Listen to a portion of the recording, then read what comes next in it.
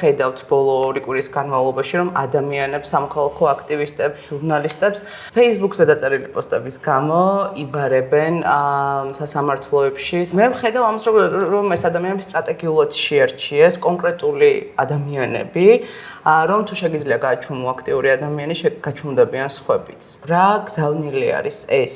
ეს არ არის ახალი ამბავი და ეს არ არის ის, რაც ჩვენთან დაიწყო, ხო? ანუ მთელი აღმოსავლეთ ევროპა მოცული აქვს ზუსტად იგივე ტიპის პროპაგანდას და იგივე ტიპის ინსტრუმენტების გამოყენებით ხდება აქტივისტების და რა თქმა უნდა განსაკუთრებით ქალების გაჩუმება და ბოლო რამდენიმე წელია ეს გენდერული ნიშნის ჩადენილი ონლაინ ძალადობა უფრო და უფრო აქტუალური ხდება, იმიტომ რომ ფაქტიურად მოძალადების მიზანი არის, რომ მოსახლეობის ნახევარი, ანუ ქალები საერთოდ გააქროს ონლაინ სივრციდან. ძალიან კარგად იციან ადამიანების შეხედულებები, ადამიანების შეხედულებები ქალებზე, მათ ცხოვრებაზე, მათ როლზე საზოგადოებაში, მიუხედავად იმისა, რომ ეს გლობალური პრობლემაა და გავრცელება გლობალურად საკმაოდ მაღალია და საკმაოდ დიდი გამოწვევა არის, მაინც საბოლოო ჯამში იმ ქვეყნებში, სადაც ქალის როლი ისე დაკნინებულია, ის პირდაპირ ეუბნება, რომ შენ ხმის ამოღების უფლება არ გაქვს. გზავნილი არის ძალიან მარტივი.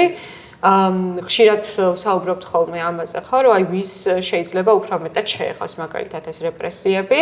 რეპრესიები ეხებათ იმ ადამიანებს, როგორც ჩვენ თქვი, ვისი გაჩვენებითაც, უფრო მარტივად გაჩვენდება უფრო მეტი ადამიანი და უფრო მეტ ადამიანს მიწვდება, რომ თუ მას მოერივნენ, თუ იმ ქალს მოერივნენ, რომელიც ხშირად და მუდმივ რეჟიმში აქტიურად გამოხატავს საკუთარ მოსაზრებას, აბა მე რას მიზამენ. გლობალურადაც და საქართველოში რამდენიმე кейსი იყო, სადაც პირდაპირ დავინახეთ, რომ ძალიან ხშირად ისინი იყენებენ ამჟამინდელ ყოფილ პარტნიორებს ინფორმაციის მოსაცილებლად. არა თუ იმისთვის, რომ გააჩუმონ ქალები, არამედ რომ ინფორმაცია შეაგროვონ.